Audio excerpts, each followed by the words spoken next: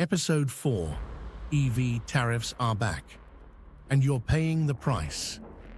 In 2025, the US government reintroduced sweeping tariffs on electric vehicles. Some say it's about protecting American workers. Others call it economic nationalism, dressed in climate tech. But here's the truth. Whether you support it or not, you're the one footing the bill. Let's break down what the new EV tariffs are, why they matter, and how history is already warning us where this goes next. Chapter 1: The Tariffs. Under President Trump's revived America First trade doctrine, a 25% tariff now applies to nearly all imported cars, including EVs. But that's not all.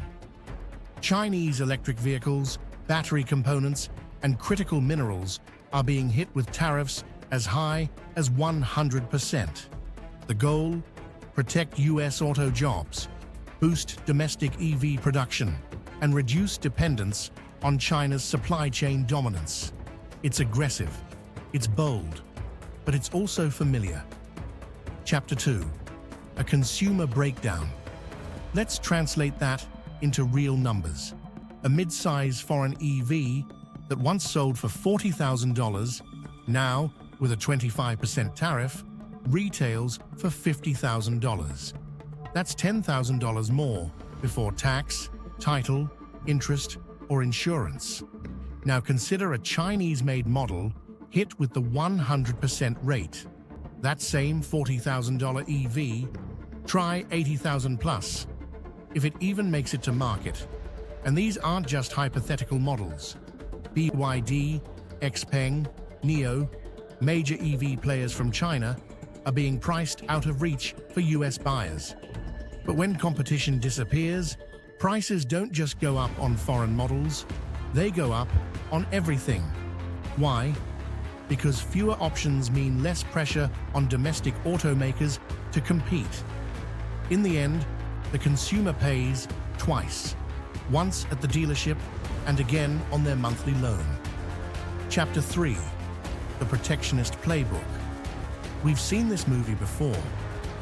In 1930, the US passed the Smoot-Hawley Tariff Act, raising tariffs on over 20,000 goods to protect American agriculture and manufacturing.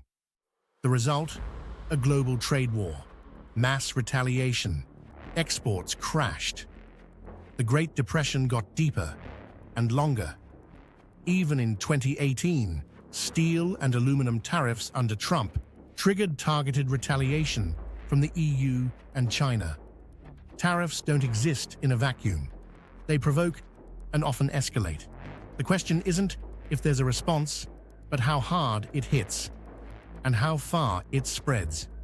Chapter 4: The Global Reaction. Already, China is warning of countermeasures. Europe, not happy. Canada and South Korea, caught in the middle.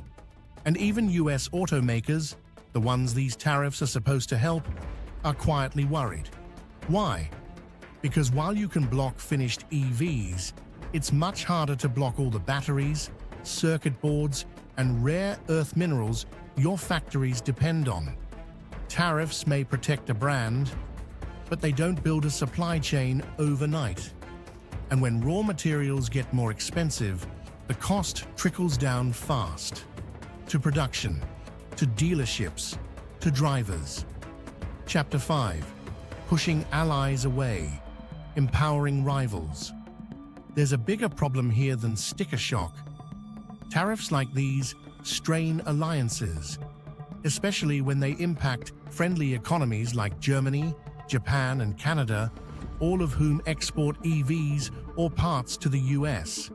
Instead of building a global clean energy coalition, America risks isolating itself again.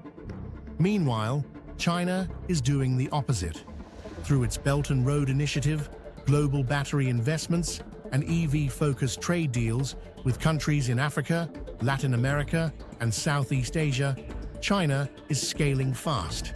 And it's not just exports.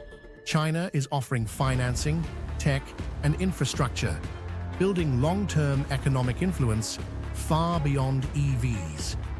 If tariffs alienate America's allies and partners, they may push those nations closer to Beijing. And the end result?